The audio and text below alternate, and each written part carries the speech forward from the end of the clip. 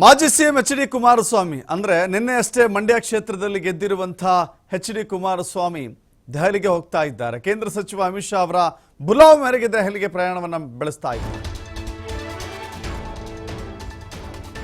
NDA ಮೈತ್ರಿಕೂಟದ ಭಾಗವಾಗಿರುವಂತಹ JDS ಕೂಡ ಇವತ್ತಿನ ಸಭೆಯಲ್ಲಿ ಭಾಗವಹಿಸ್ತಾ ಇದೆ.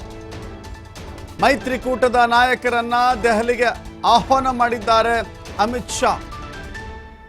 ಇವತ್ತು ದೆಹಲಿಯಲ್ಲಿ ಅಮಿತ್ ಶಾ, ಜೆ.ಪಿ. ನಡ್ಡಾ ಭೇಟಿ ಮಾಡಲಿದ್ದಾರೆ ಎಚ್.ಡಿ. ಕುಮಾರಸ್ವಾಮಿ.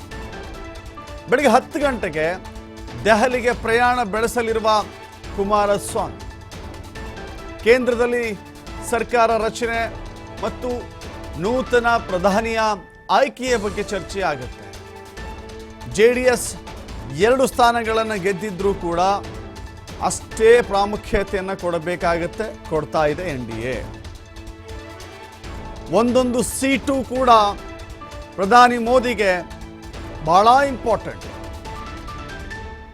ಎನ್ಡಿಎ ಮೈತ್ರಿಕೂಟಕ್ಕೆ ಒಂದೊಂದು ಸೀಟು ಕೂಡ ಬಹಳ ಮುಖ್ಯ.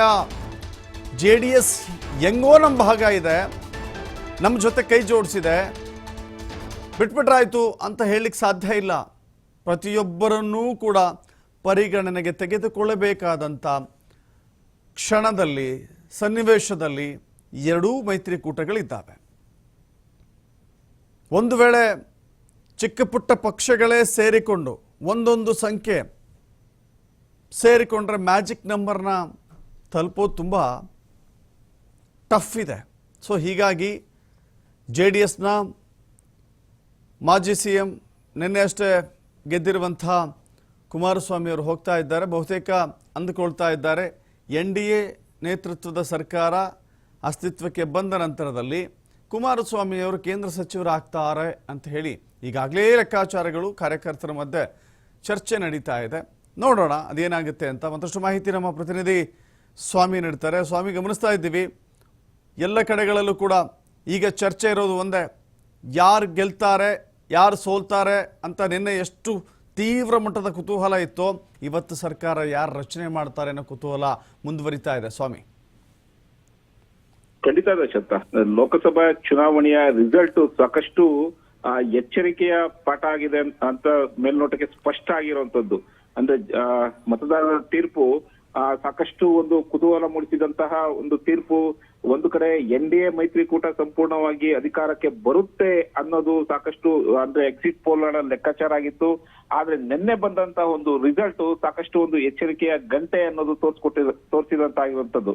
ಪ್ರಮುಖವಾಗಿ ಇವತ್ತು ಮೈತ್ರಿಕೂಟಗಳು ಅಂದ್ರೆ ಸರ್ಕಾರ, ಕೇಂದ್ರದಲ್ಲಿ ಸರ್ಕಾರ ಹಿಡಿಯುವಂತಹ ಸಂದರ್ಭದಲ್ಲಿ ಆ ಮೈತ್ರಿ ಪಕ್ಷಗಳು ಅಂದ್ರೆ ಇತರ ಪಕ್ಷಗಳು ಅಂದ್ರೆ ಕಾಂಗ್ರೆಸ್ ಹಾಗೂ ಬಿಜೆಪಿಯನ್ನು ಹೊರತುಪಡಿಸಿ ಪ್ರಾದೇಶಿಕ ಪಕ್ಷಗಳು ಸಾಕಷ್ಟು ಒಂದು ಕಿಂಗ್ ಮೇಕರ್ಸ್ ಆಗಿದೆ ಅನ್ನೋದು ಸ್ಪಷ್ಟ ಆಗಿರುವಂತದ್ದು. ಈ ಹಿನ್ನೆಲೆಯಲ್ಲಿ ಇವತ್ತು 2 ಪಕ್ಷ ಅಂದ್ರೆ ಒಂದು ಕಡೆ ಎನ್.ಡಿ.ಎ ಮೈತ್ರಿಕೂಟದ ಸಭೆ, ಮತ್ತೊಂದು ಕಡೆ ಐ.ಎನ್.ಡಿ.ಐ ಮೈತ್ರಿಕೂಟದ ಸಭೆ. ಈ 2 ಮೈತ್ರಿಕೂಟದ ನಾಯಕರು ಇವತ್ತು ಹೈ ವೋಲ್ಟೇಜ್ ಮೀಟಿಂಗ್ ನ ನಡೆಸ್ತಾ ಇರುವಂತದ್ದು. ಅದರಲ್ಲೂ ವಿಶೇಷವಾಗಿ ಈಗಾಗಲೇ 2 ಕಡೆಯಿಂದಲೂ ಕೂಡ ಪ್ರಾದೇಶಿಕ ಪಕ್ಷಗಳಿಗೂ ಮತ್ತೆ ಮೈತ್ರಿಕೂಟ ಪಕ್ಷದ ನಾಯಕರಿಗೆ ಈಗಾಗಲೇ ಬುಲಾವ್ ಬಂದಿದೆ, ಹೋಗ್ತಾ ಇದ್ದಾರೆ. ಒಂದು ಕಡೆ ಎನ್.ಡಿ.ಎ ಮೈತ್ರಿಕೂಟದ ನೋಡೋದಾದ್ರೆ ಇವತ್ತು ಎಲ್ಲಾ ಎನ್.ಡಿ.ಎ ಮೈತ್ರಿಕೂಟದ ಪಕ್ಷದ ನಾಯಕರ ಒಂದು ಸಭೆಯನ್ನ ಕರೆಯಲಾಗಿದೆ. ಸಭೆಯಲ್ಲಿ ಒಂದಷ್ಟು ಮಹತ್ವದ ವಿಚಾರಗಳನ್ನ ಚರ್ಚೆ ಮಾಡುವ ಸಾಧ್ಯತೆಗಳು ಇದೆ. ಎಲ್ಲಾ ಪಕ್ಷದ ನಾಯಕರುಗಳಿಗೂ ಈಗಾಗಲೇ ಕರೆ ಮಾಡಿದ್ದಾರೆ. ಈ ಹಿನ್ನೆಲೆಯಲ್ಲಿ ಇವತ್ತು ಮಾಜಿ ಸಿಎಂ ಕುಮಾರಸ್ವಾಮಿ ಅಂದ್ರೆ ಸಂಸದರಾಗಿ ಆಯ್ಕೆ ಆಗಿರುವಂತಹ ಕುಮಾರಸ್ವಾಮಿ ಅವರು ಕೂಡ ದೆಹಲಿಗೆ ಹೋಗ್ತಾ ಇರುವಂತದ್ದು. ಮುಂದೆ ಯಾವ ರೀತಿ ಪಕ್ಷ ಅಂದ್ರೆ ಅಧಿಕಾರವನ್ನು ರಚನೆ ಮಾಡಬೇಕು, ಯಾವ ಒಂದು ಸಂಪುಟ ರಚನೆ ಮಾಡಬೇಕು, ಜೊತೆಗೆ ಬಿಜೆಪಿಗೆ ಈ ಬಾರಿ ಸಂಪೂರ್ಣವಾದ ಒಂದು ಬಹುಮತ ಇಲ್ಲ. ಯಾವುದೇ ಒಂದು ತೀರ್ಮಾನಗಳನ್ನ ತೆಗೆದುಕೊಳ್ಬೇಕಾದ್ರೆ ಮೈತ್ರಿ ಪಕ್ಷದಲ್ಲಿ ಸಾಕಷ್ಟು ಒಂದು ಭಿನ್ನಾಭಿಪ್ರಾಯಗಳು, ಎಲ್ಲರನ್ನು ಒಟ್ಟಿಗೆ ಒಯ್ಬೇಕಾದ್ರೆ ಸಾಕಷ್ಟು ಒಂದು ಕಸರತ್ತ ಮಾಡಬೇಕು. ಈ ಹಿನ್ನೆಲೆಯಲ್ಲಿ ಮುಂಬರುವ ದಿನಗಳಲ್ಲಿ ಯಾವ ರೀತಿ ಒಂದು ಕೆಲಸಗಳನ್ನ ಮಾಡಬೇಕು ಅನ್ನೋ ವಿಚಾರಗಳಿಗೆ ಸಂಬಂಧಪಟ್ಟಂತೆ ಇವತ್ತು ಪ್ರಧಾನಿ ಮೋದಿಯವರ ನೇತೃತ್ವದಲ್ಲಿ ಹಾಗೂ ಏನು ಬಿಜೆಪಿ ರಾಷ್ಟ್ರೀಯ ಅಧ್ಯಕ್ಷರಾದಂತ ಜೆ.ಪಿ. ನಡ್ಡಾ ಹಾಗೂ ಅಮಿತ್ ಶಾ ನೇತೃತ್ವದಲ್ಲಿ ಮೈತ್ರಿ ಪಕ್ಷಗಳ ಒಂದು ಸಭೆ ಇದೆ.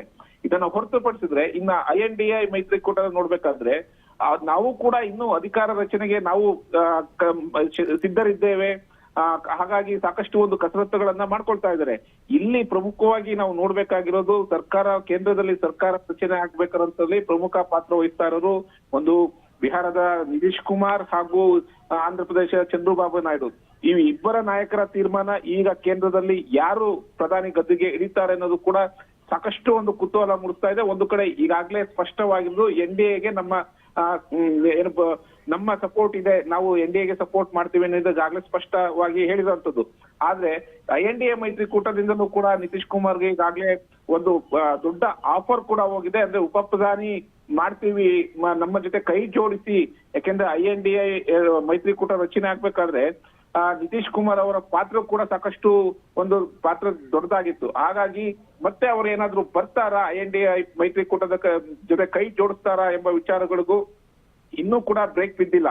ಹಾಗಾಗಿ ಒಂದು ಕಡೆ ಆ ಸರ್ಕಾರ ರಚನೆ, ಮತ್ತೊಂದು ಕಡೆ ಸರ್ಕಾರ ರಚನೆ ಮಾಡಬೇಕು, ನಾವು ಇನ್ನೂ ಕೂಡ ನಾವು ಆ ಕಸರತ್ತು ಮಾಡ್ತೀವಿ, ಇನ್ನೂ ಕೂಡ ನಾವು ಪ್ರಯತ್ನ ಪಡ್ತೀವಿ ಅನ್ನೋದು ಕೂಡ ಈ ಎರಡು ಮೈತ್ರಿಗಳ ಕೂಟದ ನಡುವೆ ಯಾರು ಅಂದ್ರೆ ಒಂದು ಕಡೆ INDA ಮತ್ತೆ NDA ಮೈತ್ರಿಕೂಟಗಳ ಮೀಟಿಂಗ್ ಸಾಕಷ್ಟು ಕುತೂಹಲ ಮೂಡಿಸ್ತಾ ಇದೆ. ಒಂದು ಕಡೆ NDA ಮೈತ್ರಿಕೂಟ ಅಧಿಕಾರ ರಚನೆಗೆ ಸಿದ್ಧವಾಗಿದೆ, ಮತ್ತೊಂದು ಕಡೆ INDA ಮೈತ್ರಿಕೂಟದಿಂದ ಅಧಿಕಾರ ರಚನೆಗೆ ಇನ್ನೂ ಏನಾದ್ರೂ ಪ್ರಯತ್ನ ಮಾಡ್ಬೋದಾ ಎಂಬ ವಿಚಾರಗಳು ಇವತ್ತಿನ ಮೀಟಿಂಗ್ ನಲ್ಲಿ ಸಾಕಷ್ಟು ಒಂದು ಕುತೂಹಲ ಮೂಡಿಸ್ತಾ ಇರುವಂತದ್ದು. ದರ್ಶನ್. ಎಸ್, ಥ್ಯಾಂಕ್ ಯು ಸ್ವಾಮಿ ನಿಮ್ಮನ್ನ ಮಾಹಿತಿಗೆ.